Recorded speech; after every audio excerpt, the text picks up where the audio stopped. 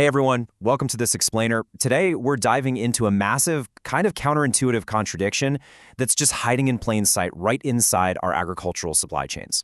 The average person eats dozens of apples a year, right? We largely take for granted that they're just always there, crunchy, ready to go in the grocery store, even in the dead of summer.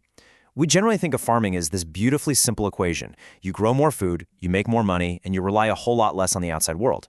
But what happens when a country achieves absolute, record-breaking, branch-bending harvests and yet somehow still finds itself buying more fruit from overseas than ever before? Today, we're unpacking a really fascinating structural mystery. It's a supply chain puzzle that fundamentally changes how we should think about food, economics, and honestly, time itself. Let's get into it. So, Part 1. The Great Apple Paradox, Bumper Crops, and Baffling Imports. Okay, so if you're producing more fruit than you ever have in history, standard logic says you should be totally self-sufficient, right? Well, that's absolutely not what's happening here. The core question we need to answer is, why does so much homegrown fruit fail to earn what it actually should in the marketplace? For generations, the whole agricultural conversation really just asked one simple question: how do we grow more? A farmer's metric of absolute success was basically just a heavy branch. A bumper crop meant a good year, period. But as we're going to see, just growing more, that's really only half the battle. Because in our modern global economy, missing the second half of that equation is literally breaking hearts and costing an absolute fortune. To really wrap our heads around the scale of domestic dominance here, we just need to look at the regional breakdown. Jammu and Kashmir is the absolute powerhouse of this industry. They grow roughly 3/4 of all of India's apples. And to put a number on that massive slice of the pie, we're talking about a harvest of more than 21 lakh tons in just the 2024 to 2025 season alone. If you're having trouble visualizing that, just imagine enough apples to completely fill dozens of massive ocean-going cargo ships packed to the absolute brim. I mean, it's a staggering, record-breaking mountain of fruit. So we're clearly not dealing with a failure of agriculture. The farmers are doing their jobs perfectly. They are delivering massive yields. So where exactly is the whole system breaking down? Moving right along to Part 2, Following the Money, the Price of Seasons. The contradiction really hits you when you look at the massive price jump at the grocery store, even during a record crop year. Think about it. In September, right in the thick of the harvest, a kilo of apples might cost you around 80 rupees. But fast forward just a few short months to January, and that exact same kilo suddenly costs 220 rupees. So why does the price nearly triple? Well, it's because the market is suddenly starved for fresh supply. Even with that cargo ship-filling mountain of 21 lakh tons we literally just talked about, the local fruit simply isn't available in the same way a few months later, and that causes consumer prices to just absolutely skyrocket. All that local abundance basically vanishes into thin air. And because the local supply chain just can't sustain that winter demand, India still imported close to 5.6 lakh tons of apples during that exact same period. Just think about the sheer logistical madness of the situation for a second. You have a record-breaking local harvest. It's overflowing with so much fruit that some of it is literally rotting in the orchards because it just can't be sold fast enough. But at the exact same time, the country is actively paying to ship hundreds of thousands of tons of identical fruit across oceans from other countries just to keep the grocery store shelves stocked when winter rolls around. It is a stunning paradox: simultaneous abundance and scarcity all at once. Now, this massive logistical gap results in a truly staggering financial blow. To put this in perspective, 20 years ago, India spent under $10 million bringing in foreign apples. Today, that number has exploded to an astonishing $418 million. That's an almost 40-fold increase in the import bill in just 2 decades. All of that money is just leaving the domestic economy. It bypasses the local farmers completely, simply because the local supply chain cannot handle the staggering volume of fruit it produces.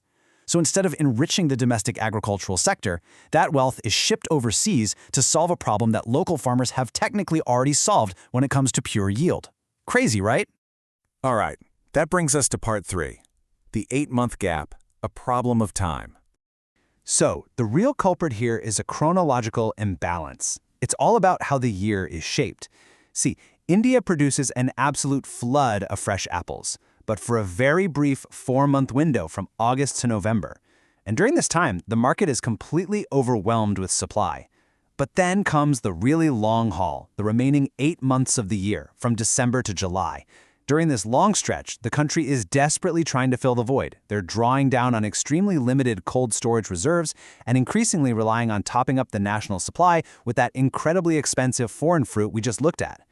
And that perfectly defines our core problem, the 8-month gap. This right here is exactly why agricultural waste and a $418 million import bill are deeply, permanently linked. It represents a systemic inability to preserve, grade, process, and effectively market enough of the domestic crop beyond that initial 4-month harvest flood.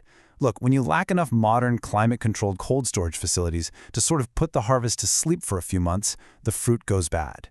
When you don't have processing plants to turn the slightly ugly, maybe bruised apples into high-value juices, jams, or purees, well, that fruit goes to waste too. And when you waste your own crop, you're pretty much forced to buy someone else's perfectly preserved fruit just to survive the remaining 8 months of the year. Okay, final section. Part 4. Breaking the seasonal link, the true solution. For decades, the singular focus was always on yield, but the bigger, and quite frankly, much more lucrative opportunity requires focusing on strategic post-harvest goals. The industry needs to own more of the year. Modern agriculture isn't just about farming anymore, it's about food tech and climate control.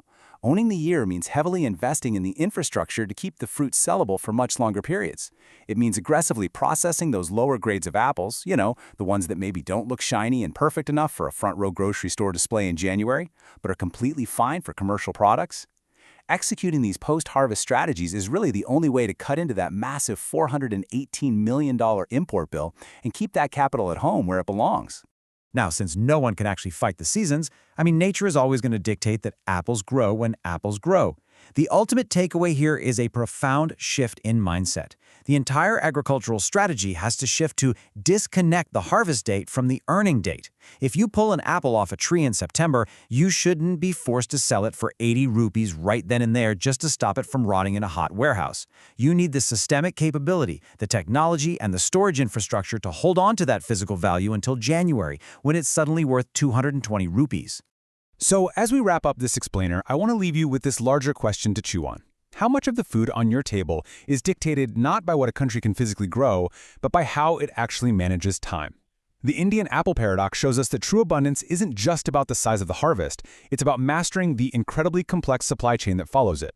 I hope this explainer really sparked your curiosity and maybe leaves you wondering what other fascinating logistical secrets are hiding right there in your everyday groceries. Thanks so much for joining me, and as always, keep questioning the systems around you.